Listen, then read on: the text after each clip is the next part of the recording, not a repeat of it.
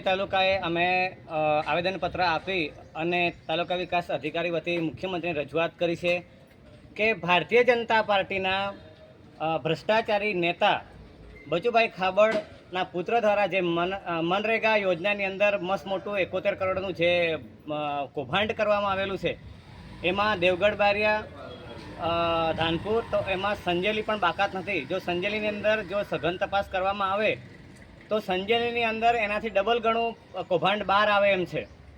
ભારતીય જનતા પાર્ટીએ ગાંવ ચલો અભિયાન ચલાવીને ગામડે ગામડે ઘર ઘર સુધી એમના કાર્યકર્તાઓ પહોંચીને ઘર ઘર સુધી એમને ભ્રષ્ટાચાર કરેલો છે.